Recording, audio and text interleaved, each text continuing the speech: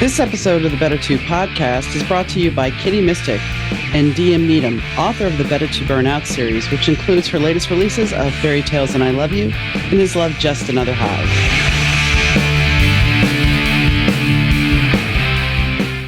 Welcome to the Better To podcast. I'm Donna, your host. Today's guest is Chris Cuffaro. Chris, well, you may not know his name, but if you listen to music and you read magazines, you most likely know his work.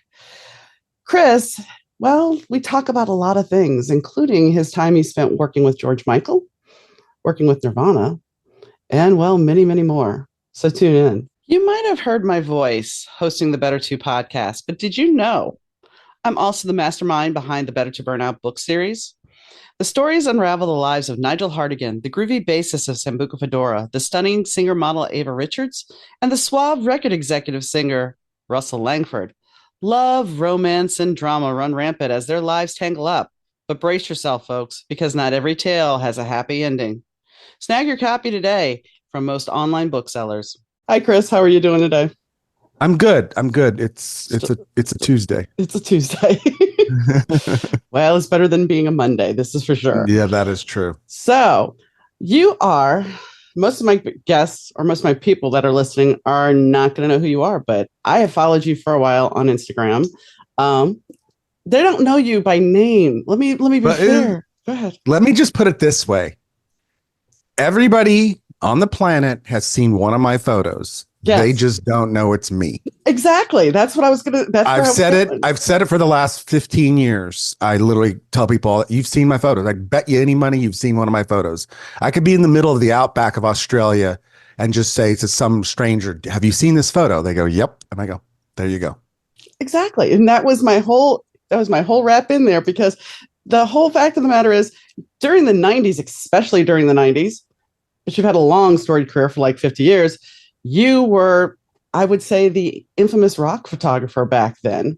No, that hurt. You just hurt me. Oh, you no, I'm sorry. I didn't mean to hurt you. No, I didn't mean anything bad by that, but I'm just like, I know, I'm kidding. So, no, I have this thing. It's like I always tell people, I'm still 12 years old. You have to understand, inside my head, I still think I'm 12. But I have this thing about being called a rock photographer, a music photographer, a entertainment photographer, celebrity. I am just plain photographer. I tell people all the time, if you saw my work, music is a third of my work. It's like that much of that. And yes, it's what I got to be. My name was in the music space, but I've done so much more. So people, you should see my publicist in Australia. She's knows this for years. And if somebody will say to me, oh, in an interview, oh, Chris, you're a music photographer. My publicist is like in the background. No, don't say that to him. You know, because I'm not going to walk out, but I just might start crying, and it's really embarrassing. I meant no disrespect, because you're an awesome photographer. I went through your portfolio, but I'm thinking in general, because I do write rock romance, that if somebody's going to really hone in on you, that's where they're going to go. I mean, you did No Doubt, Pearl Jam, Weiland, Perry Farrell. You had this whole cavalcade of people, but you also did Johnny Depp. Yes. I again, the actors started way back. I mean, I think I started shooting actors before I started shooting music. So if I think about it, I moved to LA in 1982. Okay. I was 21 when I moved here. So I I moved to LA to be a fashion photographer, and that lasted one day. Why not New York? That was the reason why I didn't become a fashion photographer. The day I got to LA, my boss sat me down and said, what do you want to do? And I was working at this black and white lab, a very famous black and white lab that is still around to this day. And he just said, what do you want? I go, I want to be a fashion photographer. And mainly it was because I wanted to shoot girls, because I've been shooting girls since I was 12. And he just said, this is the wrong city. You know nothing about fashion, and it's not going to work. And he just shot my dream down within the first day. And he goes, you better think about something else. And I said, okay. So that's when the journey began. But the journey actually began how old were you when you got your first camera? Here's the crazy. I always tell people I didn't get to buy my first camera till I was 18, Okay. but I started shooting at 10 and there's borrowing school cameras and stuff. I started my business at 12. And then I never went to school. Who needed math and English? I was going to be a photographer. I used to tell my English teacher, I used to play golf on the weekends with my teachers because that's what I did for fun. And they would tell me, I was going with my dad, and they would tell my dad, your son wasn't in school this week. And he'd be like, I don't care. And then they'd look at me, why weren't you in school this week? I go, I was shooting. I was, doing photography. And they were like, you need to do better on your English. I said, what do I need to know words for? A picture's worth 1,000 words. So I said, I'm going to write millions. And they would just like roll their eyes and tell me to hit the damn ball. Did you ever go back and see any of these people after you started hitting? No, Okay. Just curious. no, I not, I would say ran out of Northern California, but when I left and did not look back. I'm still friends with two close friends from high school, and that's it. Otherwise than that, I did not look back. I get it. When I left Shreveport, I was like, bye. I Yeah. went back, I think, once or twice, and that was it. Well, I've gone back and stuff for different reasons. I actually was stuck one time. I was there 10 years after graduation, and my friends talked me into going to my high school reunion. And that was I graduated in 78. So in 88, I went to my high school reunion, and I got voted the person who changed the most, which I got a coffee mug for that. Mhm. But I was like, they were all shocked because I was in the middle of the George Michael tour. I was, just got back from, I think, Australia. I started doing drugs, and they were just like, "Oh my God, Chris!" What? They were just freaking out and about my life and stuff, and I just was laughing like, "Whatever, this is my normal." Well, now that you brought George Michael up, let's talk about Yeah. him. George who? Oh, come on. We all know who George Michael was, especially in the last, in the 80s. Yes, it was Wham at first, but let's be honest. Yeah. As soon as I Want Your Sex came out, that Yeah. was it. Yeah. No, so I have lots of George Michael fans that are friends. I just wrote a blog post about this, about the support I get from what they're called the Lovelies. The support I get from the Lovelies is unbelievable compared to any other fan group or fans of musicians. I love my George Michael fans. When I did in 2018, I did the George Michael exhibition in Sydney, Australia at Black Eye Gallery. I thought nothing of it. It was the third exhibition when I started my project, thinking, oh, okay, whatever. It's going to be whatever, like just another exhibition. It became Mecca for George Michael fans. They flew from all over Australia. They flew from New Zealand. They flew from Asia to see that exhibition. Wow. It was Mecca, literally pilgrimage time. And I had to go every day to the gallery, and I met these amazing women. One of them who is my best friend to this day, and I just met, all these amazing women. I got to tell the story. Okay. People are going to listen to this or watch this.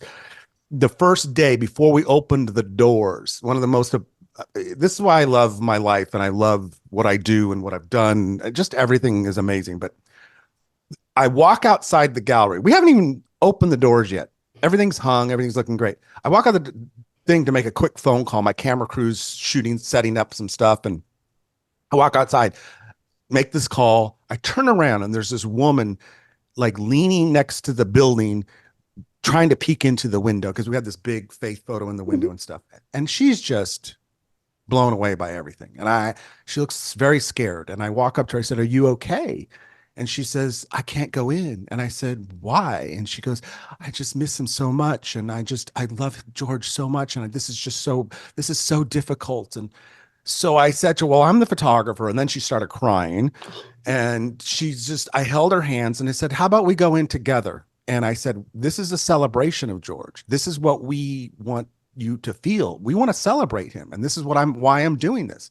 So I held her hand and I walked her into the gallery. She was the first woman in, and I walked her through the whole exhibition, told her stories. At the end, I was probably with her for a good 45 minutes to an hour, and all these other women started showing up, and I gave her a big hug at the end of the whole thing. She gave me a big hug, and she just said, "Thank you, Chris. This is the best day of my life." And I went, "Well, it's mine too. So just enjoy, please, but celebrate." And I gave her a catalog, and She was amazing. It was amazing. And that was I didn't know at the time that was the beginning of an incredible 3 weeks of fans and friends now.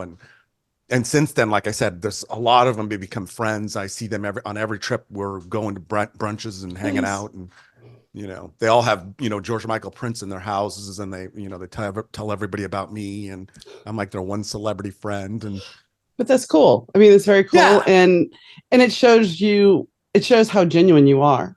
I am very. I mean, because I'm I tell sure. people all the time, I don't play games. That's why I don't belong in Los Angeles. The day I moved to LA, I said, I don't play games. I don't bullshit. I don't do that. And my boss goes, well, you're in the wrong city. You need to move away. I was like, what? Well, I mean, Hollywood is known to play for game playing, so Yeah, they're full of shit here. Everybody is. That's rule number one in LA is assume everybody's full of shit.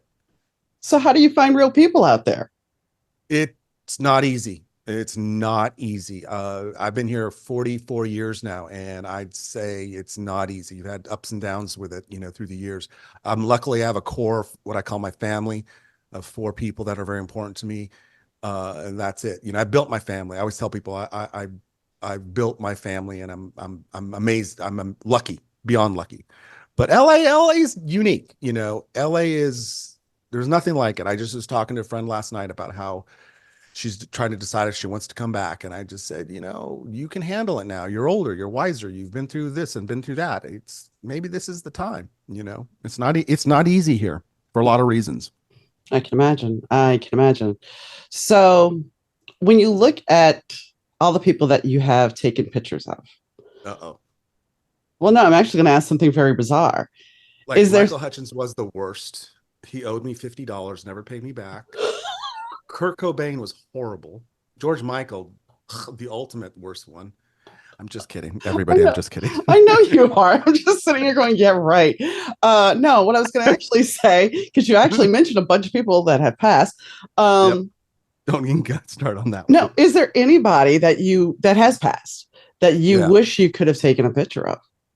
Oh God, that list is a mile long. So when I first moved to LA, and when I started tuning music around 1984, I immediately, because I'm a music fanatic, I like music more than photography. I grew up in the 60s, 70s in the Bay Area. So we had music, we had Bill Graham promoting, concerts were everything. My first concert was in 76. If I have a blog post that lists all my concerts in high school. It's amazing. And so I tell people, I always had this, what I still do to this day, a hit list. These are the people I got to get to and shoot, spend time with and shoot them. And when I first started, I had a hit list. Bowie, of course, was on it. Freddie Mercury was on that list. But I was lucky that I got to shoot a lot of my heroes. Within the first 2 years, I got to most of my people. Maurice White, I got to. Philip Bailey, I got to. Stanley Clarke, I got to. Phil Collins. And that's what motivated me was just, I was, I look at the dates sometimes and I go, okay, so I think the last time I saw Earth, Wind and Fire was like 1980, and then within 5 years, I'm in Maurice's house, hanging out with Maurice, taking his picture, talking about music, talking about this. It was weird. I shot, Stanley Clarke, who's a bass player, jazz bass player, was my hero when I was a kid. I loved the bass when I was a kid. And Larry Graham, I shot him like in 86, 85, I think. I was meeting my heroes. So it was just like, oh my God, this is the greatest job ever. It really was. I shot album covers for these people. I'm part of their history. So there were a lot of artists, and there are now. Like I would die to shoot Billie Eilish. I would die to shoot Taylor Swift. I mean, I would just die. And I think they would like me, and I think we could do some good work together. But there's always been somebody. Do you know what I mean? People say to me, oh, Chris, you've done a lot. I go, yeah, but for everyone I've shot, I can think of 2 that I didn't. If that makes sense. It does. It does. And I mean, I can only imagine what you would have done with Bowie or Mercury. I can only imagine the image you would have created. Yeah, it would have been, let's use Michael Hutchins as an example because you like Michael. And Michael's one of those people, a lot of artists that I shot, I've talked about in the past about how they just have that special something. And Michael's the kind of guy that you just point the camera at and you can not even look through the camera, not even focus, not even care. Iggy Pop was one of that same way. You could just click, click, click, click. And Doesn't matter if the picture's in focus. It doesn't matter if it's cropped right, because it's Michael Hutchence. Right. It doesn't matter. Right. It's right. Michael Hutchence. There's just a handful of those artists that I shot. Iggy is another one of the big ones. You can do anything with Iggy and just be like, it's Iggy. It doesn't matter. But Chris, it's upside down and out of focus. I don't care. Doesn't matter. And he doesn't care either. I mean, no, he doesn't. Yeah. Michael, I do have a question about Michael's photo shoot. What led up to the mask? So I'll tell the story behind this. There's all these stories on my websites and on my app and stuff like that. But basically what had happened was I had met Michael in '88 in the middle of the George Michael Faith tour. I got to fly to Ottawa, Canada to meet. They were just starting the Kick North American tour. Like, I think this might have been the first show in Ottawa or second show or something like that. So I got to spend a couple days with them. We had mutual friends. Michael and I had mutual friends. Martha, their manager, American manager, I knew, and her best friend was one of my best friends, Kathy, who was a publicist and had worked with Michael and stuff. So we had these mutual friends. So when I met him, it was like, who are you? You're a photographer. Yeah, but we have these friends, and it kind of loosened things up right off the bat. So I got that moment. We had a great time, and everything was great. Fast forward in 93, same thing. He walks in. It's like, Mike, I don't know if you remember. He goes, I remember you, Chris. It was like, it was really kind of cool, because when anybody remembers me, it's amazing. It's the biggest thrill of my life is if you remember me, because usually the people that remember me are the people I owe money to, and that's not good. But Michael, and I knew from friends and resources that Michael had a kinky side, and I've been around kink my whole life, and so I said to my friend, I'm going to go to the Pleasure Chest, which is a sex store here in Hollywood. I think it's still around. It was on Crescent Heights and Santa Monica Boulevard. And I went and bought the mask. I bought a blindfold. I think I bought one other thing, I forget, but I brought it with me. So we did all the shots with him with the t-shirts and the shirts off and the jacket. We were going through, everything was going great. Michael was sweet as can be, and we were laughing, have just a great day. So at the end, I just said, so Michael, I bought this. And he looked at me and smiled. And I just said, would you wear these for a portrait or two? And he said, yeah, that'd be so cool. And he, true artists like him, they're not afraid. No. They're just like, I'm going to, especially, I explain this to a lot of musicians, and when they listen to me, they should, because I tell them all the time, you have license to do things that most normal people can't do. True. I've used to yell at my favorite guitar player is Dave Navarro. I used to yell at him, Dave, you can wear leather pants and walk around with no shirt on and get away with it. Like, if I do that, people are going to laugh at me and I'll never work again. So it's like Michael could do that. Michael could wear a brown paper bag and doesn't matter. It's Michael Hutchence. I was blessed in that session when we did the exhibition in Australia at the end of 2019 before COVID. I loved the response was amazing. I love the fact that that session, I was the only time I ever did an exhibition on one session. That's it. But that gallery became Mecca for for Michael Hutchence fans. And a lot of tears. That was the thing that bummed me out. A lot of women crying. I told the gallery owner, I said, I think we should have some boxes of Kleenex around the studio. a lot of cheers. So it was beautiful. And I always tell people, the joke, it was the funniest at the artist talk. I don't think I have part of that clip on my website, but a lot of my George Michael friends showed up to the artist talk. So of course I had to be a smart ass and tell them all, Michael was the best and the best performer, the best lead singer, better than anybody and everybody, and did better photo shoots than George Michael, and not nicer than George. I got the dirtiest looks. Sure. I mean, it was like, I was afraid to walk outside the gallery. They would have killed me.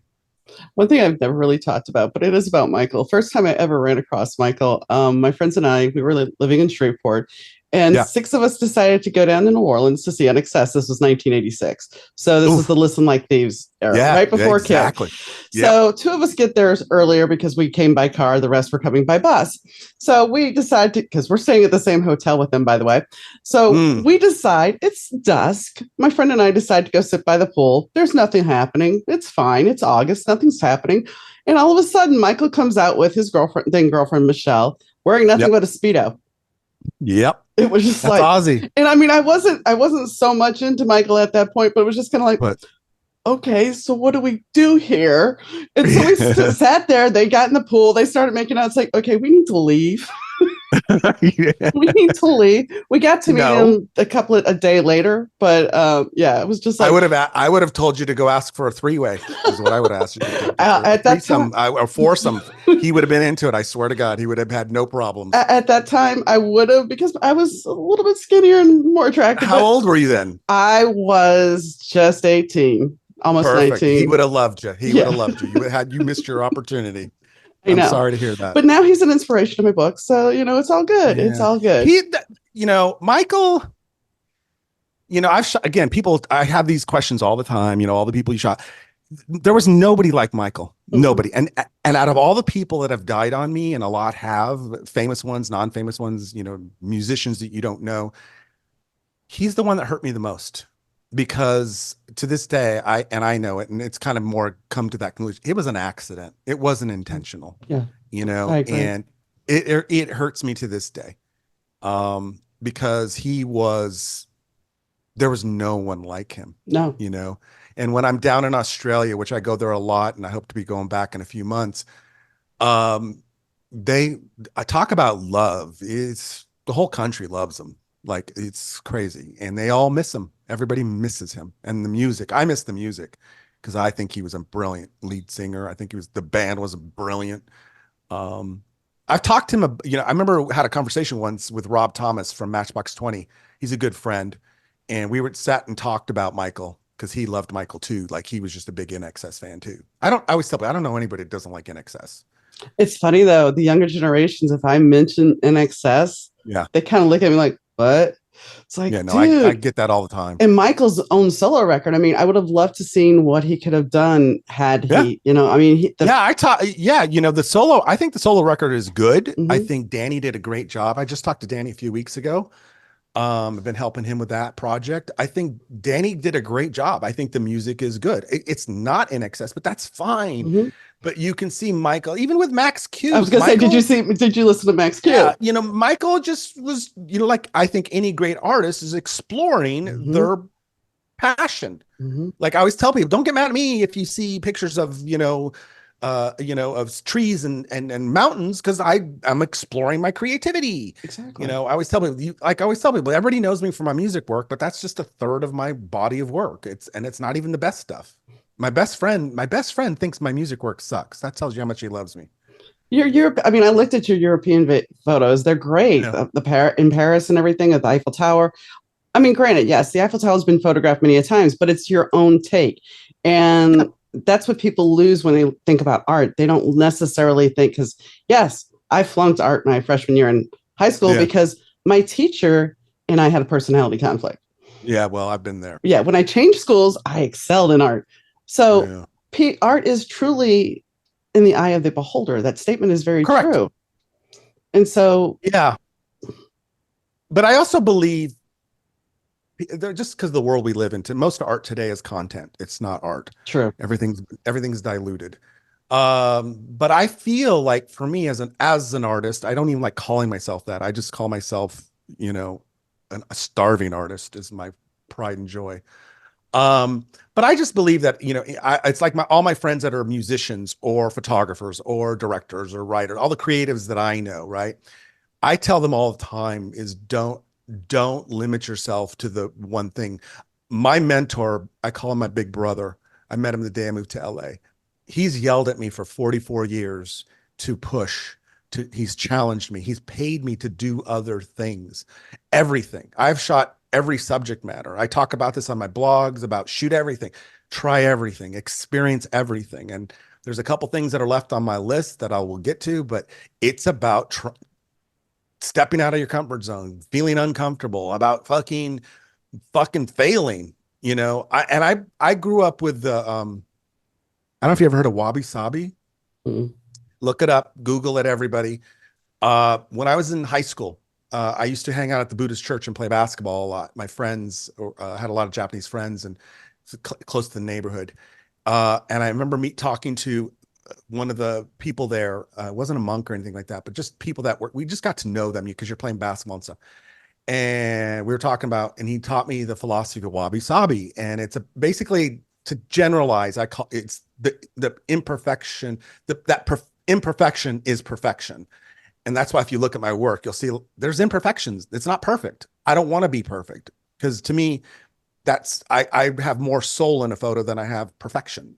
It's like in music. Carlos Santana has more soul in one note than most guitar players have an entire career. Yeah. So it's about the soul. So I grew up with that as a kid, in that during my growing up period of photography. So that's been a part of my photography journey, is wabi sabi, if that makes sense. Yes, it does. It does make sense. And that's the thing, especially nowadays, because with social media, we are constantly given, because people use filters all the time, perfection. Yep. And it's not really perfection. I always joke around. It's like, sure, take your picture, put the filters on, put many, many filters on. And then when somebody meets you in person, they're going to be like, what the fuck happened to you? Exactly. That's exactly. I yell at my photographers that I mentor all the time. Stop trying to be perfect. And you're missing the point of being an artist, and the journey of that being an artist. I've been, like I always tell people, I've been blessed to have met some greats, you know, not just musicians, but actors. I've spent quality time. And with me, when I met the directors, I spent, you know, time with James Cameron, and I would always ask crazy in the early 80s, working on music videos. That's how I met, you know, George Michael. Was the first music video was Faith. And you know, Andy Morahan, who directed that, I got to know Andy pretty well, and I got to ask the dumb questions. But I got to work on, you know, video sets with David Fincher and Anton Fuqua and Michael Bay when they were just doing videos. And those guys, because I'm a curious fuck, that I would ask them questions. Why are you doing this? Why do you light it this way? Why do you shoot it this way? You know, that's how I learned, was just being curious. And so and also actors, I would have conversations because I got to shoot my heroes. I spent an afternoon sitting down, taking pictures and hanging out and talking to Jack Lemmon and Walter Matthau. Wow. You have no idea what that was like. I thought I died and got to heaven. I could have finished my career right then and there, because I worshiped Jack Lemmon and Walter Matthau as a kid. So I can go down the list. I can drop names all day, every day.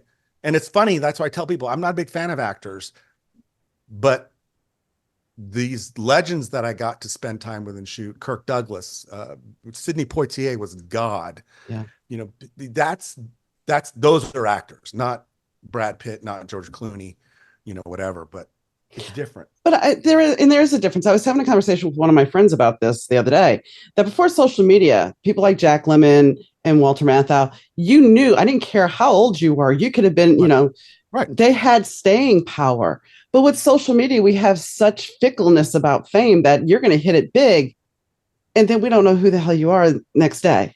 Well, you could be famous for practically nothing these days, and not having talent. The problem I'm having, and I can rant, this could take days for me to rant, but basically, you're not special, people. Everybody thinks they're special because they have followers and they have likes. When I see social media, all I see, everybody screaming, look at me. Look at me, look at me, please look at me, please look at me, look at me, look at me. That's all I see every day. And I get really annoyed by it. And I think it's bullshit. People think they're famous because they did one TV show or one photo shoot or one song. Doesn't matter to me. You know, when I was a kid, I always tell people this philosophy that when I first started, I worshiped Richard Avedon, Irving Penn, and David Bailey. And I was taught, you know, let the photos do the talking. That's why I was never in front of cameras. I never did talk to anybody really about my work. I always said, let the photo talk. You want to talk to me? Talk to the photos. And that's how I was brought up. I always tell people my goal since I was 10 was to create the greatest body of work I can. And so far, so good. I'm still got a ways to go yet. But these days, everybody wants attention. Everybody's famous for nothing. Everybody thinks that doing one thing is great. I don't care. A writer friend of mine who's written tons of TV series, him and I talk about all the time. He's older than me, and we talk about how longevity is the number one thing that we believe in. Longevity. Mm-hmm. I haven't been shooting for 54 years. I should get an award just for that. Mm-hmm. I mean, when you look at the bigger picture, it's like Andy Warhol was right. I often joke because Andy Warhol was right. Everybody's going to be famous for 15 minutes, and that's what social media has done to us. Yep. It's true. But it's gotten worse because the problem with social media for me is just that everybody thinks they're special, and they think in their bubble with their fans, their followers, they think they're the only ones. Like I tell the story that a year and a half ago when I was last in Australia, I go to Australia and I'm meeting brilliant musicians, Then I go to New Zealand and I shoot 17, 18 of the biggest New Zealand musicians on the planet that nobody knows about here in America. And every one of them is better than everything in America. The music I heard, I saw one of the greatest band. I felt like an idiot. The first shoot I did in New Zealand was a band called Fat Freddy's Drop. They're legends in New Zealand. They're gods in Sydney, gods in Europe. In America, nobody knows. And they're one of the best. I got to go see them play. One of the best shows I've ever seen in my life. One of the best bands I've ever seen. I'm like afterwards, after the show, I was backstage like a fangirl, just going, "Oh my God, you guys are amazing." Publicist is looking at me going, "Chris, calm down." But it was amazing. And I met, there's some people here, people just think that they're the only ones. And they think that what they're doing is, and I'm just, keep perspective. That's all I ask. Keep perspective. I wake up every day assuming that nobody knows who I am. That's my philosophy. People know my photos, but they don't know me, and I'm okay with that. It's like I've only done the podcast for 3 years, which is not that big a deal. And it's like, do I get a lot of listeners? No. Do I have a lot of followers? No. But you know what? I get to have a moment in time with somebody that I don't know. Right. And I get to have a great conversation. I mean, I've talked to a neuroscientist in Japan. Yep. And when he booked it, I was just kind of like, you want to talk to me? Okay. But I think for you, I would say, I'm guessing, like I tell people, the reason I do what I do, it's because it's our lives. And I tell people, again, this goes back to all these crazy things that I've gone through in my life. But like, I'm a big fan of Tony Robbins, first of all. And I think Tony says it best: make your life a masterpiece. Or as I like to say, go big or shut the fuck up. And I had a business manager for 25 years who was basically my mom. And she had a saying that I live by every day. And that was, do the work, shut the fuck up and do the work. And that's why I work all day, every day. I don't settle for good. I don't want good photos. I don't want a good exhibition. I don't want a good shoot. I want great. It really is. That's been my way though, since I was 10. But that's also because that it's not just a photo for you. It is a passion. It's part of your soul. It's part of who you are. It's like when I write, it's the same thing. It's part of my passion, and I don't care how crappy of a day I'm having. When I log in to talk to somebody, I'm going to give it 100%. Right. I tell people all the time, I have all these quotes and rules that I live by, and I have developed through the years. And one of my things is just, I don't do good. I do great. And I never settle on anything. Even when you should see my publicist after an exhibition opening night and it's all these people came, everything's great. I wake up the next day going, that was shit. We could do better. And they just go, stop it, Chris. One of them hit me upside the head one day. Stop it. And I went, oh, okay. But I just I just have this philosophy. Always had, always will, go big or shut the fuck up. I don't do small. I don't do, like even now, my goal is my last exhibition. I want to do, hopefully in 2 years, I want to do the last one. I want to do it at New York City at Madison Square Garden. Wow. Yeah. I don't do small, so I tell people like, there's just, it's just a mentality that I have. And luckily like I said, I mentor lots of people and I help them with this and all types of businesses. And then I have I have 3 mentors for 40 years now, basically. And they yell at me all the time. I'm all about tough love. So they yell at me all the time. Shut up, Chris, go to work, go do that, go be better. You can't do that. I dare you to do that. I always tell people, but I'm that kid. Let's go back to go big though, because here's a prime example. So you're shooting Pearl Jam and you say, hey, let me direct your music video. Right. That's pretty much going big. go back. So basically what it was I knew I wanted to direct around 1990. And then into 91, all the things that started happening. And I just remember, and back in those days, photographers didn't direct. It's kind of now, now you can be a photographer, director, producer, writer, actor. You could do everything and have that on your business card, a list. Back then you directed or you shot. You didn't cross that line. And so I knew that, and I was nervous about saying that. And finally, I think it was a drunken night in Seattle. I was with Eddie and his girlfriend at the time, Beth, and we went to go see Soundgarden. And I just said to them afterwards, I want to direct a music video. And they were like, you should do it. And Eddie was all like, yeah. And I go, can it be you guys? And he's like, I'll ask the band.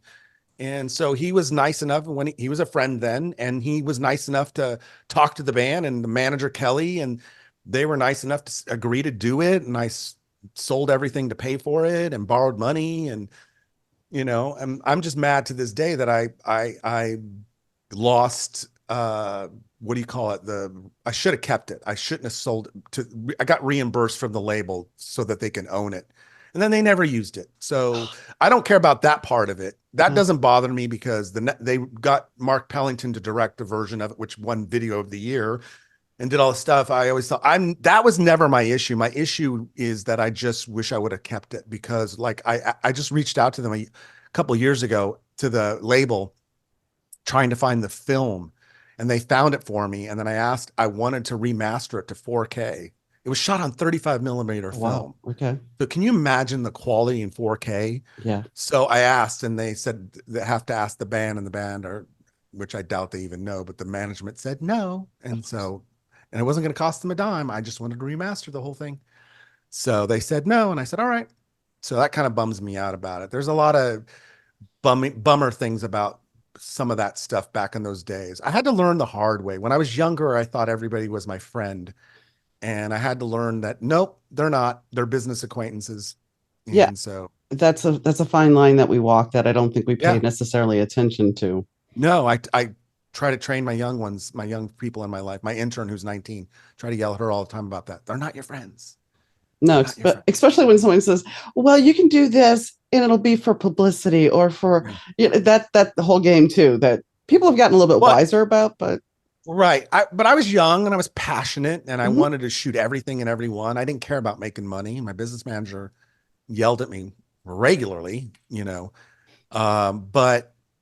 back in those days, I just wanted to shoot. I wanted to document. And I tell people all the time, I wasn't thinking. Like, I just was passionate. So I thought these people were my friends, and they would come to me going, hey, Chris, if you do this session for us for free today, when we get signed to the record label, we'll call you for the big job, the album covers and the jobs, and then you'll get paid. That happened like once out of every 10 times. They forget you real fast. Was there anybody that when you got that phone call that you were going to get that session, that you were just like, fuck yeah? Was there any? I mean, I'm sure there's many of them, but yeah, but like anytime I got called, anytime, especially in those days, I was young. I always tell people, just think, I laugh about it all the time, that my most iconic photo is George Michael, Faith, right? That standing with the guitar thing. I shot that when I was 27. Like, it's been downhill ever since. I peaked at 27 and it's slowly been downhill. But yeah, I was young, I was, passionate and eager and, wasn't quite, worldly, about some of this stuff. And the music business, they just use you and they don't care, I survived it for a long time. But then I got burnt by the end of the 90s. I'm done with being used and abused, and I need to think about other things. So, but I loved it. Every experience I ever had was amazing. Even the bad ones, looking back on it all, it was all good. It was all good. Everything happens for a reason. Oh yeah, definitely. I mean, I wholeheartedly agree. When it comes to fashion, you did actually shoot for Maxim, and you did actually shoot Susan Holmes.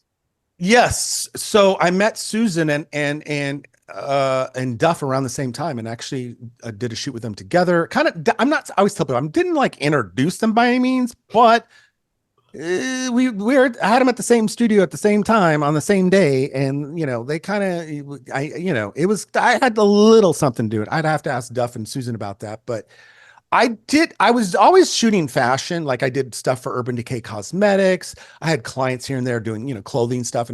But, and then I got a layout every now and then in a magazine. I just love shooting girls. I always have, always will. It's what I do. I always tell people, I always tell people, I've said this for 100 years, but I always tell people, I think the person who invented the camera, I think the first words out of his mouth were, honey, take your clothes off.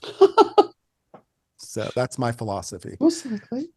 Yeah. As a kid, one of my favorite photographers was a photographer named Ken Marcus. He was the best, I don't care what anybody says, the best photographer for Playboy magazine in the 70s.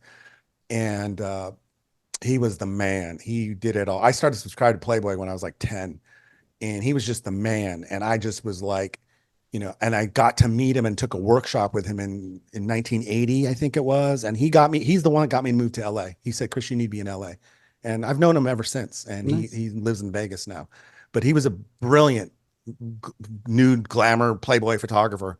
He studied with Ansel Adams for years before he got even into Playboy, but he's the best of the best as far as I'm concerned. But that got me, I always tell people, I started shooting for modeling schools when I was 12. That was my business, shooting for modeling schools and stuff. That's just me. And then shooting for Maxim and stuff, those days, music people were like shocked that I was shooting girls in bikinis. Why? And I was like, yeah, what's the big deal? That's what I've always done.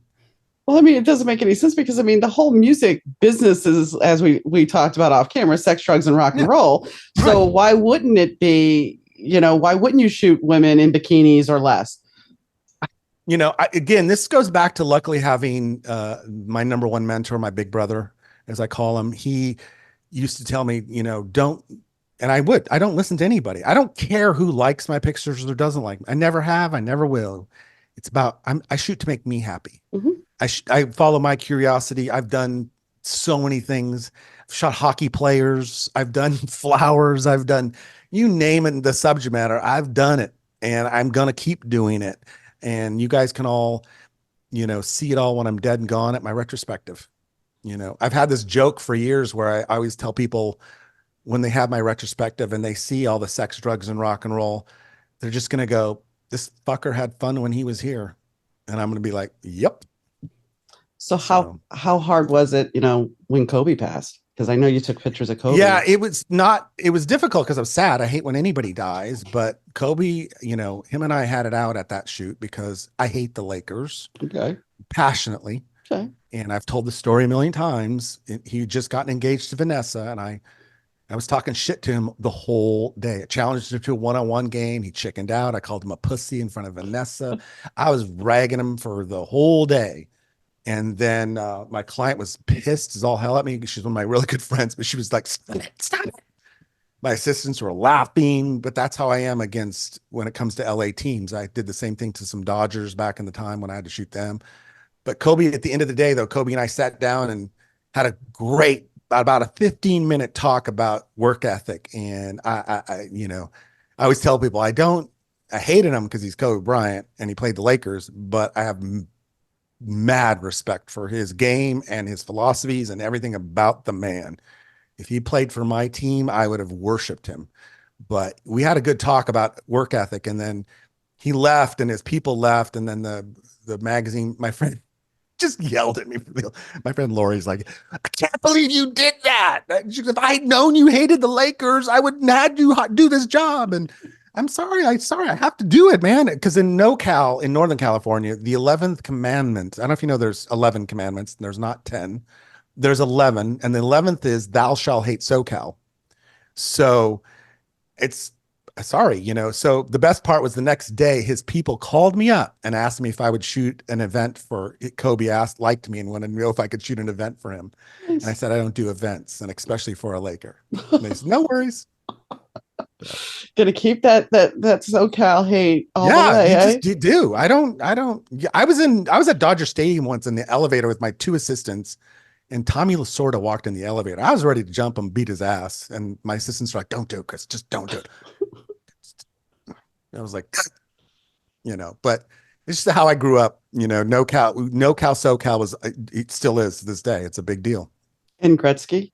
Because I know you shot him too. Yeah, well, I like hockey. I was a big hockey fan as a kid. So, we only had a team there for a short time, the Seals. And then I moved to LA, and that was the first team. And my friend was the publicist at the time. And I just wanted to shoot hockey players. Why guys shoot hockey, play hockey. Anything in my life, when I want to know about something, I use the camera to go figure it out. Oh, why would you want to be, a stripper? Well, let's go take pictures of strippers and find out, It's always what I've done. I've used the camera I always tell people, it's my tattoos. I have a exclamation point and a question mark. And it's this quote from way back in the day is curiosity informs my passion. Okay. That's how it works for me. So if you look at, I mean, like I said, you've taken pictures of a lot of people. Yeah. Willie Nelson, there's a story on your site about Willie Nelson and smoking weed with him. He handed the joint to Emmy, and Emmy Lou handed it to me. My assistant looked at me with bright eyes and said, "I can't believe you're going to do that." And I took a hit. Why wouldn't you? Exactly. If I had been sober for 20 years, I would have lost that chip that day. I would not say no to him. I actually, I just posted pictures because his birthday was yesterday and stuff. I tell people all the time, like I'll give props. My friend John Vlotton, he was the publicist at Island Records at the time, hired me to do the job. And I love John to this day. John has his own publicity agency now, but John gave me some great shoots. But spending 2 days, I love the process of creativity. And anytime I got into a recording studio to document or even just hang out, watching the creative process just is amazing. And I think they did that record. And I want to say, I saw an interview with Daniel recently. I think he said 3-4 days, something like that. It was, Emmy Lou, Willie, Daniel Lanois, legendary God producer, and then the musicians that they got. And it was in an old movie theater, a Mexican movie theater. And 2 days I got to spend hanging out and shooting. And at first Daniel was not happy about it. And he gave me dirty looks. And then I just had a moment where I said to him, "Look, Daniel, I'm not here to get in your way. Trust me, I've been around a long time. I won't get in your way." And he kind of relaxed, and he had to get focused on what he was doing. He just didn't want it to be a distraction to what they were doing. And I wasn't. It ended up not being it. And so I always tell people I would love to see Daniel again someday. I'd love to see Willie again. Willie's son, Micah, Particle Kid, he goes by, Micah Nelson, played my first Greatest Hits exhibition here in LA. Wow. Yeah, Micah. That was bizarre. My producer asked him if he would perform. We had a few performers. My favorite was Lauren Ruth Ward, who's everybody should check out. She's the greatest thing on the planet. We had Josh from Buck Cherry, a good friend. We had Particle Kid and a couple other bands. And a few months later, Micah comes, in return, I'm going to do a photo shoot for you guys. And Micah comes to the studio, and we were doing a photo shoot, and Micah was so nice. He is the nicest guy. His brothers, they're so talented, it's scary. But Micah says to me, "Oh my God, Chris, it's such an honor to shoot with such a legend." I just looked at him and said, I literally just looked at him and said, "Shut the fuck up." And he goes, "What?" I go, "Just shut the fuck." I go, "Let me explain it to you, Micah. Your dad, legend. Me, loser. Like it's two different things. It doesn't work with me." And he just starts laughing. He goes, "No." I go, don't even, Micah, if you want your pictures taken, shut up. And I just was like, my assistants are laughing.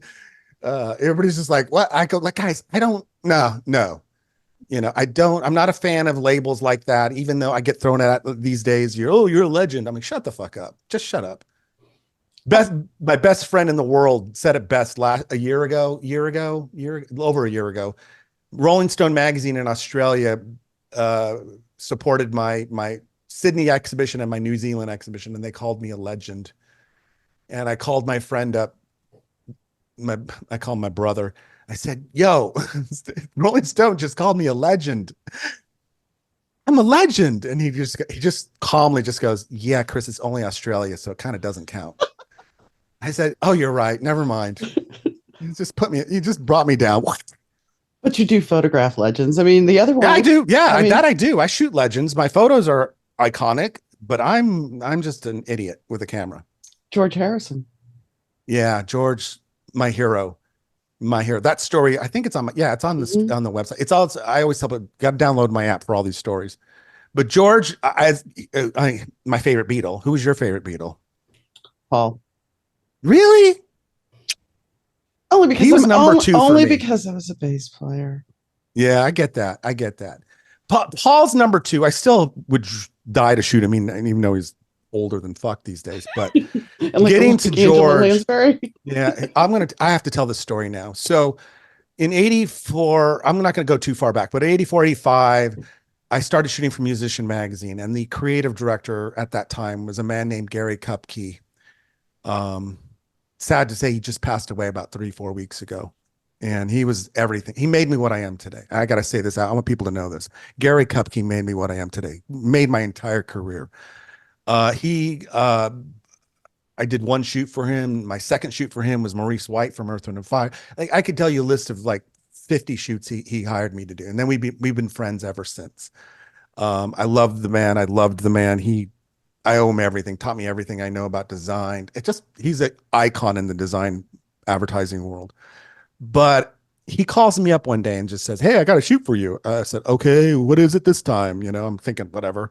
And he says, "It's George Harrison." I'm like, "Shut the fuck up. Are you kidding me?" And this is before cell phones, Yeah. before everything. And I'm just like, "What?" Landline. And Mhm. he says, "Yeah." So but here's the problem though. Bob Merlis, I think, yeah, it was the publicist for Warner at the time. And he goes, "Bob says you're not going to get much time." He goes, "So you got to kind of be ready." I said, "Where are we doing the shoot?" He goes, "You got to shoot at Warner Brothers in the conference room." I said, "I've been in that conference." I'm like, ugh, like, so my assistants and I, get over there the next day. We're set up. We're ready. We're ready. We're going to get 5 minutes. I got like film loaded, ready to go. He shows up and he ends up being the nicest guy ever. We ended up talking for over an hour. We talked in a shot for he just hung out, he played Cloud Nine for us. We were the first persons in North Nice. America to hear Cloud Nine. The best part though, because my favorite movie in the world is Hard Day's Night. I asked him questions about Hard Day's Night and Richard Lester, the director, and he told me stories. And Wow. then I thought he left the room, and I literally thought, I looked at my assistants and I go, "What just happened?" And they look at me and they go, "I don't know, but it was special." And I said, "I know, right?" And they're like, "Yeah." And then I got called from Bob like a few days later. "Hey, they're doing a music video. You want to come down and shoot that?" Sure. So I go down and shoot that. And again, there's this other weird moments of, you got to realize I'm 25 years old and I'm shooting a Beatle. Hmm. And I just remember, like, we're sitting there and the production, we're in this room and it's me, I'm trying to take some pictures, but it's me, George, the producer, the director, maybe another person, like 5, 6 of us in this room. Each guy leaves to do something. And next thing I know, I'm in the room by myself with George Harrison. I'm like, if my friends could see me now, like if I'd only had an iPhone then, and Yes. Yes. God, Mhm. and we started talking again, and he was just the nicest thing in the world. That was like those moments where you're just like, God, if everybody I love, which you know is like this, God, I want to shoot them all. And I was blessed. Every hero I had was nice to me. Phil Collins was amazing because I was a big Genesis fan. Maurice White was God. It's just like it was just, you're meeting these people and they not letting you down. Not one artist has ever let me down. Period. Well, you did say the one that was hard. One of the hardest to work with was a group called New Kids on the Block. Yeah, but that was only because they were annoying little brats. But I Yeah. I mean, still I'm I not. still was fine with them ultimately. I Yeah. mean, they're like, they were kids at the time. It was like this, like, I think that was the end of 88. I think it Yeah. was. So they were young. Yeah. I mean, God, they were kids. Hmm. But even then, I look at that stuff and I laugh that, hey, there they were, and now they're fucking old men. I found a book actually. My daughters were big into that. And Yeah. so I found one of their books the other day and I went through it to make sure none of your pictures were in there because I saw that you had picked up one of the lunch boxes and it Yeah. wasn't. Yeah. At the time they used the photos for tour program. Mainly that was for Winterland production. I did the shoot for Winterland, I'm pretty sure. I had to shoot one of the shows. That was the worst night of my life. me growing up on real music and Hmm. real bands and funk and jazz fusion and rock. And then I have to go sit in the pit shooting New Kids on the Block. I was like, kill me now. Um, but they were, and I love the fact that stuff was, that's why I found, I remember that Lunchbox coming out back in the 80s, 89, around there. And I thought, that's so cool. And I never got one at the time. And I saw it on eBay and I go, I got to buy this thing. And, so I just recently got it and it's pretty cool. I always tell, but my pictures have been on some weird things. Let me just put it that way. I found this woman on eBay. I had to tell her to stop, but this woman took my George Michael Faith photo and made a quilt out of it. That was not good, but it was funny. I showed the lunchbox to one of my friends, and she's like, "I had that lunchbox." Yeah, Oh, I believe it. the weirdest thing I've seen on eBay is back to Johnny Depp. This was Yeah, back in the late '90s. Somebody said somebody was selling his cigarette butts, yeah, and I'm like, with a certificate of authenticity. I'm like, yeah, really? yeah. And they What? need a certificate, but they need a certificate of authenticity for the certificate of Yeah, authenticity. and what are you going to do with these? I know. I don't know. I've seen my stuff on some weird things through the years, and the mark for the last probably 20 years, the remark I get a lot is, I had that poster on my bedroom wall when I was in high school. I'm like, especially when it comes to the grunge days, Nirvana, Hmm. Pearl Hmm. Jam, Alice in Chains, Soundgarden. I had that poster, and I'm like, okay, great. Or Jane's Addiction, the big one. I'm like, oh, so you were in high school when I was touring on Lollapalooza? I got one worse for you. So I was at a television producers convention, and I was marketing a TV show with the company I worked with at the time, and Bob Eubanks and Chuck Woolery were there. Mm, And I walked up to them, and I'm in my 30s, and I'm like, "Yeah, I used yeah, to watch you when I was a little kid." yeah, Yeah, that yeah. I you know. don't think about those things, but I can I imagine. get that. I get it all the time. Like more now than ever, Yeah. because I just turned 64, and my intern reminds me, she's 19, and she's one of my best friend's daughters, and she wants to be a photographer. And I yell at her all the time, shut up. And she's like, because you're like a cranky old man. I go, yes, I am. Get up. Instead of saying get off my lawn, I say, get out of my dark room. And we talk about this stuff all the time, but I get it. I always tell people I understand where I'm at, but I always the one thing I've done is I've earned the right to bitch and complain. So I've earned it. But I tell people all the time, it's weird to see, you know, I remember when the first time I saw one of my photos on an album cover in Tower Records, those moments, I always tell people looking back on that, so I'll never lose those moments, those feelings of seeing my picture of, I remember when my first trip to Australia to meet George Michael, they were in the Faith Tour. I flew to Sydney, my first 1988. And to sit there and go through the airport, you go through customs, you get a taxi, you get in the taxi. Now I'm going to meet them at the Intercontinental Hotel. And they had not like big billboards, but small billboards. And, the wraps on walls Hmm. of my picture of George Michael at Wow. the Sydney Center. And I'm in this taxi going, I've traveled all the way to Australia and I'm seeing my photos of George out in the pub. You're like, what the, Yeah. and, it was a lot of those kinds of things, those amazing moments. Pictures being used for, Hall of Fame inductions, or pictures being used in different places. And, I don't know. It's always tell people, I'm always excited about it. I'm always thrilled. Billboards, I'm seeing my photos on a billboard in Times Square. It was a big deal. What was your favorite album cover to shoot? Um, Probably the Stanley Clark one, because of what he meant to me. Um, you know, I worshiped, I was a big jazz fusion person in the Hmm. 70s. My favorite first concert was Return to Forever, which was Stanley Clark, Lenny White, Al Di Meola, and Chick Corea. And I loved Stanley Clark. I worshiped Larry Graham from Graham Central Station and Sly and the Family Stone and stuff. But getting to shoot Stanley's, and then I shot an album cover for a second one for him and for the Clark Duke project, #3.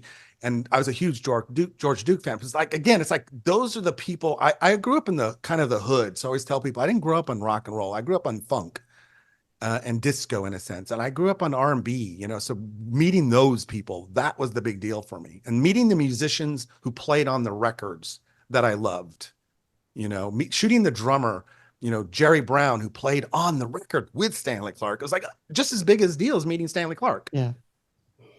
Yeah, I'm a because big musician fan. it's all it's all, I mean, that's the thing. When you look at a band, most of the time you think of the singer and that's it. You don't think Yeah, of all the layers that go into it. exactly. I mean, when we were talking about NXS earlier, I was really excited because at the time I was playing bass. It's like, I'm going to get to meet Gary Beers. Well, Yeah. I did get to meet Gary Beers, and I didn't know at the time that the button on my shirt had popped open. Yeah, that's Yeah. a whole. Not until after my friend's like, "Do you realize your shirt's open?" I'm like, "What?" I hate to be mean, but you should have fucked the band. I mean, I I look. tell people all the time, I got invited on a tour bus, and I declined. you just blew it. You blew the whole thing. You I would have was been a a rock star by now. I was a good girl. That's the worst thing to be. I was a good girl who was dressed like a slut because I had a halter Yeah. top and a push-up bra on, Yeah, I and tell I get look, yeah, 90% of my friends are women, hmm and it's been that way since I was 10. I always tell people I have girls' night out regularly. And I tell people all the time, like women, I tell my girls all the time, just go for it. Just have fun because you're gonna get old someday and you're gonna get tired and get crazy. I have a motto I teach to all my youngsters. Like I said, I mentor so many, and then I have three of my friends, their young daughters or my besties. I love them all to death. They're like my own kids because I don't have kids. But I always have this saying that I teach them, and I live by this saying, which is be crazy, be motherfucking crazy. Don't be stupid. it most likely would have been better if I would have been a little bit more free, but Yeah, but it's this thing I teach. It's about because it's just about being crazy. I'm crazy, and when people say you're crazy, I go, thank you, appreciate that. I don't think crazy is a bad thing, but I don't be stupid. I don't do stupid. I don't do stupid. I don't do. I never have, never will. To me, crazy is hey, let's get drunk and do drugs and party our brains out all night long. Stupid is now let's get in the car and drive. No, yeah, no, no. So I try to tell there's a difference. Being crazy, you know what I mean? Hooking up with a musician because hey, it's hot and it's cool. Let's have a great time. Great. Stupid is thinking that you're going to marry the guy and get knocked up and get have babies. Like no, no, no. So yeah. There's a lot of different ways when people think about. There's a picture that was floating around on the internet with Tommy Lee and Vince Neil and a woman. yeah. I mean, I'm sure she's got stories to tell now. Oh, Tommy, I love Tommy. I got Tommy stories for days. I shot Tommy probably 10 times. I love the guy. He was my hero back in the day because he just would he's like me. We just don't grow up. He just the first time I shot him in Nashville, Tennessee. And I tell people the story all the time. Backstage, it was my first time in Nashville. I'm hanging out backstage, waiting for the band to show up for sound check. They show up. I'm, waiting. The manager's like, "Oh, he'll be here," and they show up in the bus. And next thing I know, they walk in holding a big bunch of panties, girls' panties with notes tied to them. And the whole band sits down, and I'm just sitting there waiting, to introduce Hmm. myself. And they're reading the notes. The girls are all like, "Hey, baby, come get us." They're all at the gate, like trying to get in. And they're just, "Oh, remember her?" But they're just having this vibe, drinking Jack Daniels, smoking. It's like, it's every cliche possible. I'm just sitting there going, this is the first time I've ever seen anything like this. Is like 1985, I think.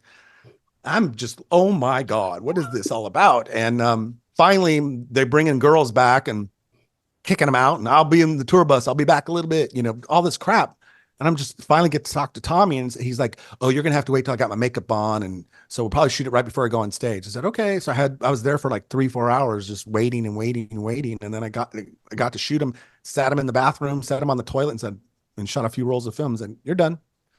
But I love Tommy. Shot him a bunch after that. He's such a nice guy, and he's a brilliant drummer. He is a brilliant drummer. He is. So, is there anybody that we didn't talk about that you wanted to touch on?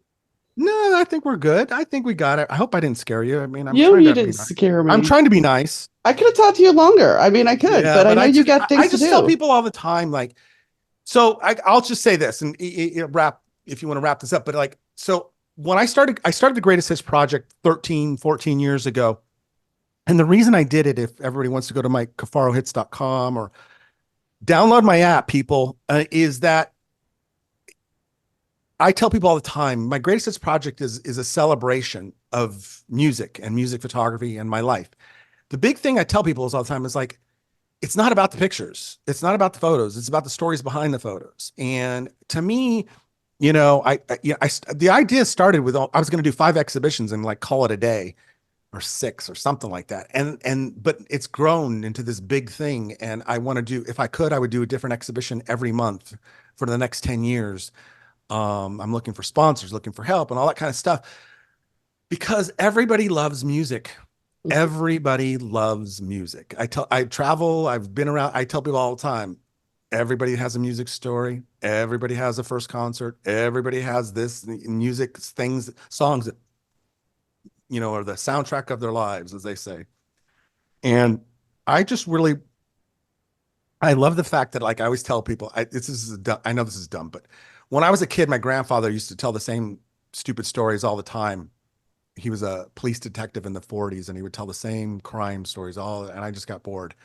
And I said I would never be that old guy who would sit around telling you about the times I shot Nirvana. There was this time I shot Nirvana. My friends now tell me to shut the fuck up all the time. They're like, dude, we heard that one, Chris, shut up. I'm like, okay. So, but I don't want to be that guy. So that's why this project, it's all about telling the stories. And now I have the app. That's just going to grow. We're going to do virtual reality exhibitions. We're doing some amazing things coming up. But I wanted to be that thing that if you ever say, hey, Chris, tell us a story about Nirvana, I'm just going to say, go to the app. Did you, I mean, I read that there was going to be a documentary. Are you actually going to do it? Yes. So we're working on a documentary series. Ever since we started the project, we've been filming, documenting everything we can. At the beginning, I didn't want to do it. But my mentor said you need to document everything and make I tried to convince everybody that helps me with this stuff that I should get an actor to play me. I was suggesting Brad Pitt since we look alike. And I thought he could play me in the documentary. And they all told me that doesn't how it works, Chris. And I said, well, so it's so weird. I think about it a lot where before that, I rarely got in front of a camera. I never talked like this really. Mm-hmm.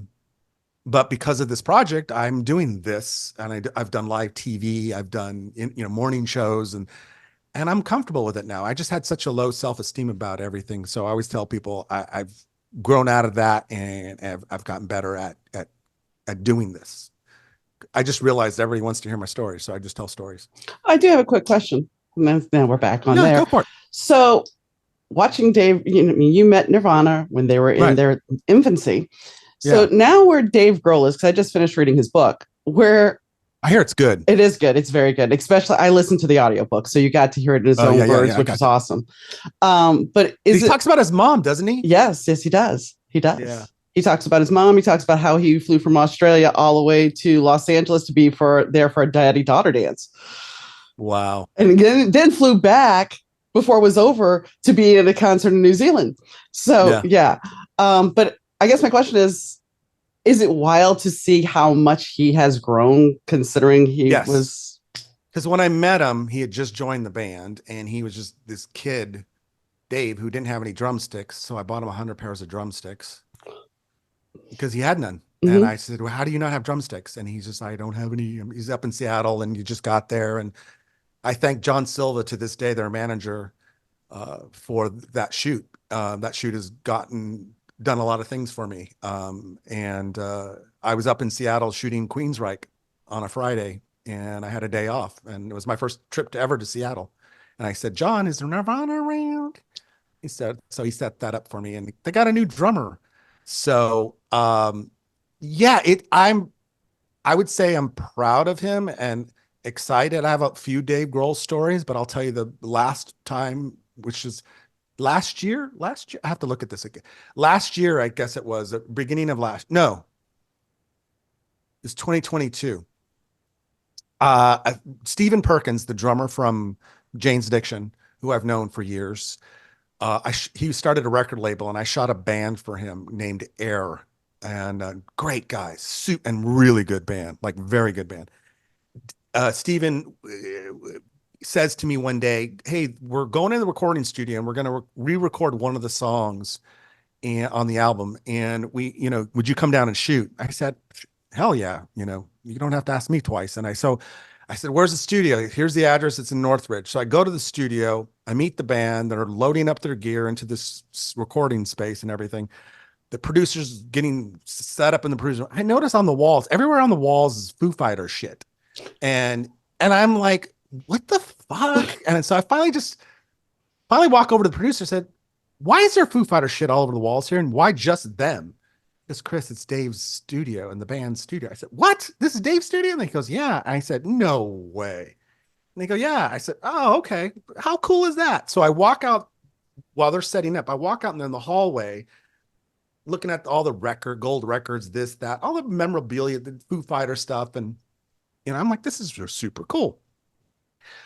I'm waiting. I can't shoot anything. So I'm just walking around looking at everything. I go to the bathroom and I come walking out of the bathroom and I'm looking at this wall, like a picture, and somebody walks right by me. I turn around and it's Dave. And I go, hey. And he turns around and goes, hey. And I know he doesn't remember me or recognize me. Nobody ever does. So I'm aware of that. So I just go, hi, I'm Chris. And he goes, hi, Dave. And I go, hey, good. And he walks in the room. And I just start laughing. And I just walk in the room, in the recording room. And the band is like freaking out. You have to understand. Oh, yeah. You got Dave Grohl and Stephen Perkins in the same room. And the drummer's like wetting his pants in the corner. Like, oh my God. Yeah. So I'm laughing at the whole thing. So Steven, who I love to death, is my favorite drummer. Steven's they're to start telling stories. And I finally go, well, I got a story. I go, and they're like, yeah, Chris. They knew me, and the band's like, thinks I'm amazing or whatever. So I tell Dave, yeah, I remember the last time I saw you. And he goes, and I go, yeah, the backbeat sessions with Don was up at, what was that, Hollywood? With Sunset Sound, I think. Dave looks at me and goes, what? He's looking at me like, I remember, wait, what? And he's like, you could just see him like searching in his memory. And I go, yeah, and then, yeah, that was one of the best 2 days of my life. And Dave's like, yeah. And Perkins is like, yeah. And I go, and then there was the time that I think I shot you, and I pull up the picture and I show him, and he just looks at me and goes, yes.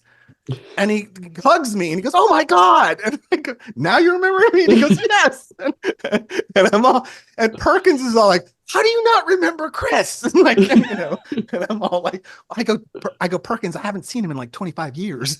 So, so we've aged, We've aged, yeah. And so next thing you know, we're just, Dave and Perkins and myself, we're just going back and forth about the memories and the, all the shit and the shoots, and the band is just sitting there like, puppies, just, oh my God, oh my God, oh my God.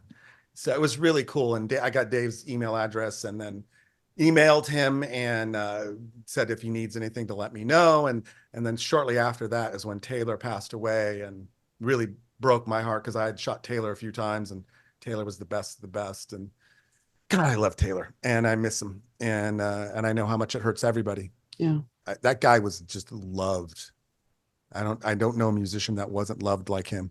No, he was loved. So yeah, I was going to wrap it up, and now I got one more question. So Steve Jones in the Neurotic Outsiders.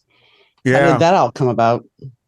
That's from one of my favorite people I ever met. He doesn't talk to me anymore, but Guy Osiri, who was running Maverick Records, who worked for Madonna, who now is a big shot manager and manages U2 and everybody. But Guy at the time was young, and he came into Maverick and he hired me pretty much for every artist he signed, except I think the only one I didn't shoot was Alanis Morissette. But I shot the Deftones for him. I shot Neurotic Outsiders for him, and a few others. He hooked me up with Limp Bizkit with Fred. Guy is one of my heroes. I always say, last time I saw him, I ran into him at a restaurant once and just thanked him for everything. And he's grown up a lot and is married with kids. But when I met him, he was just a little kid, working for Madonna. And he's just one of those guys that I think, I always say nobody has anything bad to say about Guy. Everybody, you mention his name to anybody in here in Hollywood in the music business, they all just smile. He's such one of the best. But he introduced me. He asked me, can you go to Seattle to shoot the Neurotic Outsiders? And I'm like, who the hell that is? And it's Matt Sorum, Duff McKagan, Steve Jones, and John Taylor. I'm like, yeah. So I met him up in Seattle, and I still think, I don't care what anybody says, that picture of Steve Jones is the best picture. It's a great picture. And he never looked better, and he even liked him so much. Fast forward many years later, when he's working on his book, The Lonely Boy, I get a text from him on my Twitter DM. Hey, Chris, can you call me? Sure. Hey, Jonesy. Yeah. That's that weird shit like that. You're like, hey, what's up? he goes, can I get some of the photos? And he uses my photo for his Instagram thing. And he used some of the photos in the book. And I tell everybody, if you haven't seen the Sex Pistols, I think it's on Hulu series. I think it's a 4-part series directed by my favorite director. It's an amazing series. Amazing series. Like amazing. Every aspect of that series is amazing. But Steve is the best. John Taylor connected so much. He asked me to shoot his solo cover, which I did his solo album cover, and JT, I was just like, my girlfriend at the time was like, she worshiped John Taylor. Like, oh my God, can I come to the shoot? I'm like, no. I'm like, not even. You stay away and stuff. But of course I let her come, and she got excited because she got to meet John Taylor. But and Matt Sorum, who I still have exchanged emails through the years. I love Matt. He's the nicest drummer ever.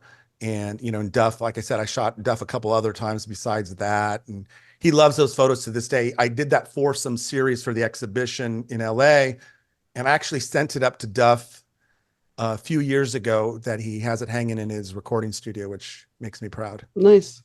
I will say it's amusing because you shot the cover. So in May of early June of 1995, I was talking to JT, and I was telling him, that I played bass and everything. And he was telling me, well, the best thing you do is play and sing. At this point, I am not aware, nobody's aware that he's coming out with a solo project. Yeah. So when that all popped up, and I know the cover that you shot, Yeah, it was just kind of like, portrait. Wow, okay. That conversation had more meaning than I actually realized. Yeah, I just, here's my thing right now. I'm kind of mad at people. I've had this discussion recently where I'm not friends with these people. Mm-hmm. I didn't have time to be friends with these. No. A lot of photographers are friends with their artist. I didn't have time to hang out and kiss everybody's ass. But recently I've been thinking a lot about how I would love to shoot some of these people again. And I still shoot, I'm shooting as much as I can these days, I'm writing 2 TV series and doing exhibitions, all this stuff. But I keep saying, I would just love to shoot some of these people again, because it was such a pleasure. And I know it'd be better today than when I did shoot them the first time, and plus, I don't know. It's just I keep saying to everybody, it's a weird time of life, getting older and doing this. I always say, not everybody has documented their entire life like I have. I literally have the picture from the day I was born to, shooting pictures now. I've documented my entire life. It's crazy. But JT, Matt, that was a great session. I love those pictures to this day. I actually recently went through the session. One of the things I do for the last 5 years, I'm digitally archiving my life's work. And so I go to my vault where everything's stored, all my film, and I pull shoots out every month, spend the entire month scanning stuff to archive it all and have all that, and then I find stuff in the folders that I'm like, I never saw this picture. When did I do this? Oh my God, I don't remember this. So I find things all the time that are really, really interesting. So you can't see, but back here on the floor, okay, there's boxes that have to go, back to I'll show you this. Like, this is the original Nirvana folder. Okay. All right. So inside the folder is the film and everything from that shoot. So there's proof sheets. Uh-huh. Oh wow. Famous photos and of the band. So this is all, and the chromes and all the stuff that comes with that. So I've scanned the best of the best. I've done what I can with to archive it. So it's all there, safe and sound. And I do this with all my stuff. And like I said, I always tell people, you can imagine what 50 years worth of photography looks like. It's pretty massive. Did you have a lot of bands that would have final say on what pictures were going to be used or not? Not a lot, a few. George Michael, for one, him and I always tell people, I love, when I talk about this with my George Michael fans, they love it. But I sat in hotel rooms with George all the time, just go, I'd shoot a concert and then I'd get the film process the next day. And then I'd be like, George, when you got time? And I'd come up to the room with him, slide pages and Lightbox, and we'd go through stuff. And it was always fun. Because it was great, because it was my times with George and nobody else. Those were my favorite times. Backstage, it was George and there's crew and he's doing, but when I was in the room with him going through photos, and I always tell people, when I first met George, he had if that time of his life, he had a really thick, tall wall around him. Yeah. He's very, after the Wham days, he got burned by the labels and all that crap. And I understood it. I totally understand. His manager at the time, who's my mentor to this day, Michael, and George's girlfriend at the time, Kathy, was my best friend. So I understood it all, and we had a lot of mutual friends. So like I knew it would take time, and it did. It took a little time for him to trust me as a photographer, then as a person, then becoming a friend. And so once I earned that trust, I saw the George that I know and love to this day. I always tell people I thank him every day for he taught me how to have fun, big time. That's a gift. That is very much a gift, big time. And he changed my life. I mean, up until George, I was doing lots of stuff and I was working, but George Michael, in 1988 was the biggest thing on the planet, with 5 hit singles and videos. And I was the biggest thing there I was, doing all the photography. I remember the last time I saw him at the 25 and Live tour, I just said, thank you, George. You changed my life. I owe you. The same thing I owe my friend Gary Kupke. So I always tell people why I help people to this day is I got here because I got help. I can give you a list of 10 people that made me what I am today. I worked hard and I did a good job, but even that wouldn't have got me where I am today, not without the help that I got. Well, that's important that you look back with gratitude and yeah, you're thankful for what you've gotten. I tell everybody every day, I say thank you every night before I go to bed. It's my prayer. Just thank you, thank you, thank you 3 times. But you have to, because people this, I always tell people as life. I mean, as we get older, you start to realize I'm going through, my best friend says my midlife crisis. I think I'm past that, but I'm just at that point now where I'm just, I'm looking at things a little bit differently. I live vicariously through my young friends. They keep me crazy, but at the same time, I'm like, I'm glad I did it better than most. Or as I like to joke with them, like I did better drugs. We had better sex and better photo shoots and better music. Everything was better, but it's not the same anymore. And I'm okay with that. Evolution. Yeah. Well, I want to thank you, Chris, for coming on. It's been a great interview, and I would love to have you back if you ever want to come back. It's been fantastic. I can rant all day. I'm just told you just like one chapter of my book. I know. My friends down in Australia asked me if I would write a book, and I said, he's a writer. I said, you can write it. And we talked about it. I just said, but I go, you do know if you do write a book, it'll be like a really sad book. It won't be a feel good book. It'll be a lot of tears. He's like, you don't want to write that book. And then he said to me, and a few friends have said to me, you need to do a movie like Almost Famous, instead of the young writer, the young photographer. Yeah. That's my story. Right. I always joke, my movie will be called Not Even Close to Being Famous. Self-deprecation is your specialty, It keeps me sane. But I tell people all the time, that's why I say people, my whole career, my whole life, I'm just a photographer. I just take pictures. I work hard. No one's outworked me ever. But my pictures, that's another thing entirely different. That I'm like, I tell people all the time, I dare you, I'll put my body of work up to any fucker on the planet, period. And who can say out there, all you photographers, that Chris Cornell wrote a song about one of your photos? Chris Cornell wrote a song about one of my photos. Case closed. True.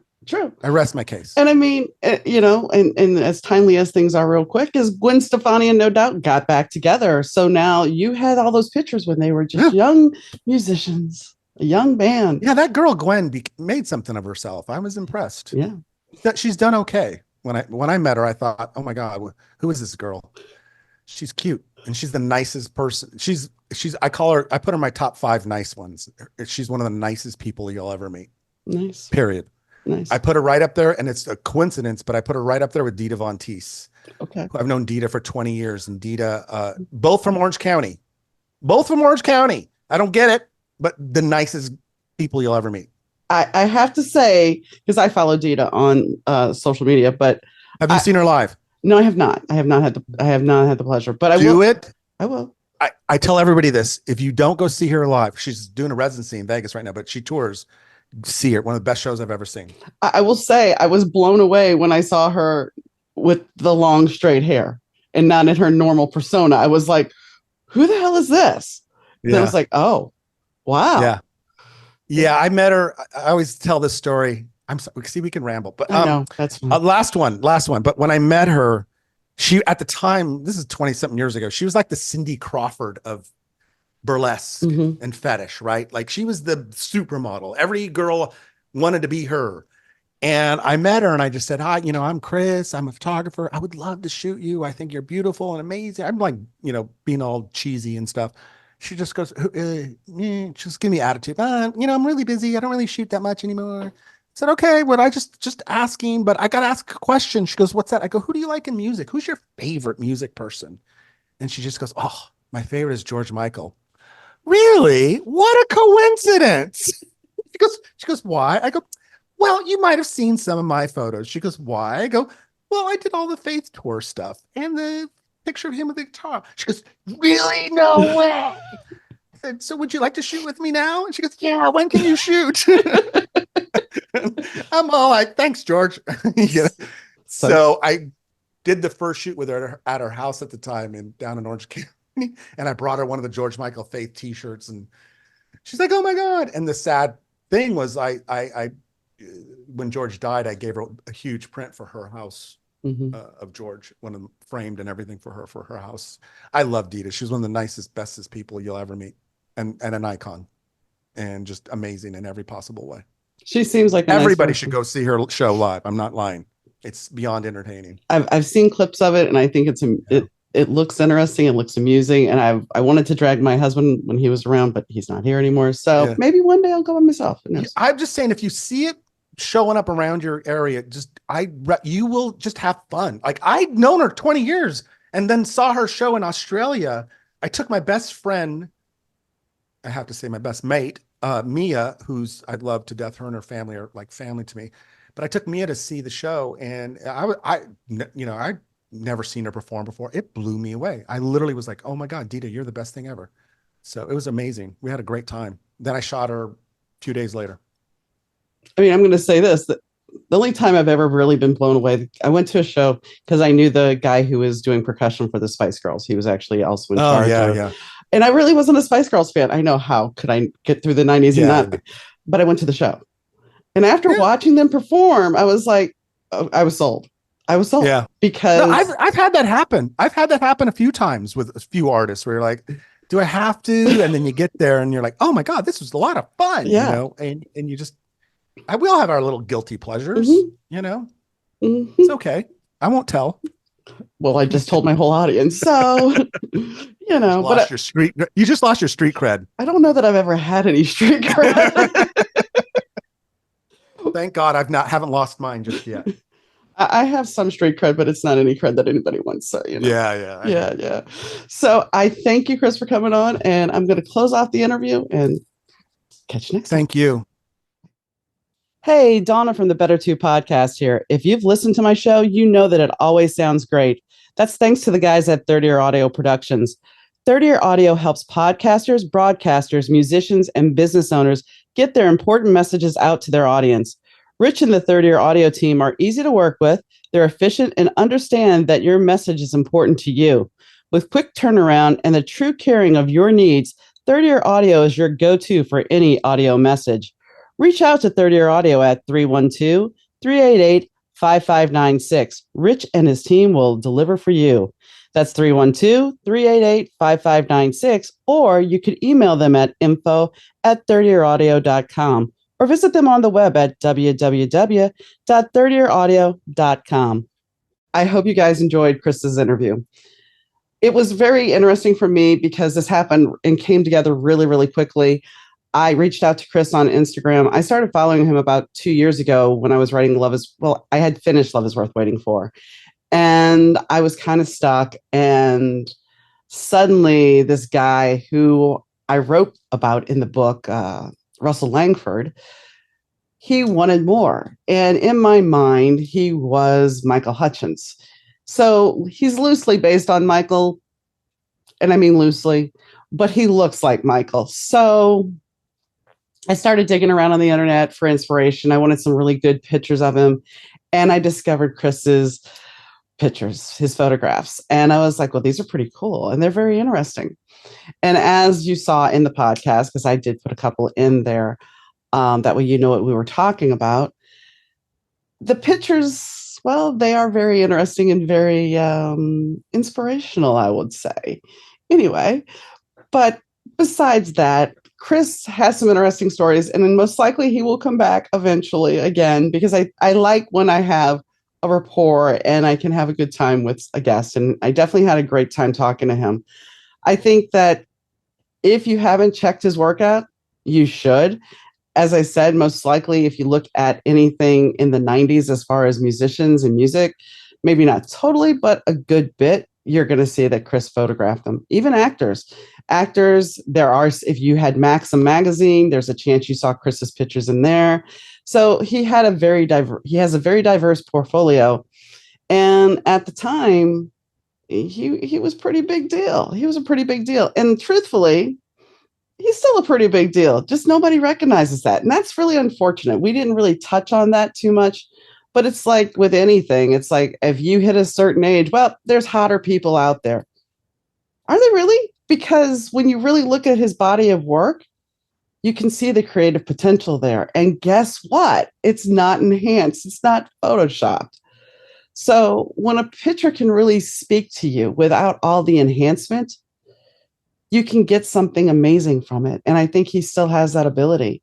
I hope he gets his exhibition at Madison Square Garden, because that would be amazing. It would be a great gift. If you enjoyed the show, it was a great show. I enjoyed it immensely. And I thank you guys, as always, for tuning in. But I also have to thank Fast Susie for the intro music and the outro music. I have to thank Rich Zai of Third Year Audio Productions for doing the sound. And I thank my guest, Chris, for coming on the show. And I greatly appreciate his humor and his wit and all his knowledge. So thank you guys for tuning in. As always, if you want to be a guest on the show, drop me a line at Donna@better2podcast.com. That's Donna@better2podcast.com. And I thank you for tuning in, whether it be evening, morning, afternoon, weekend, whenever you're listening. It means a lot. And I'll catch you next time, guys. Bye.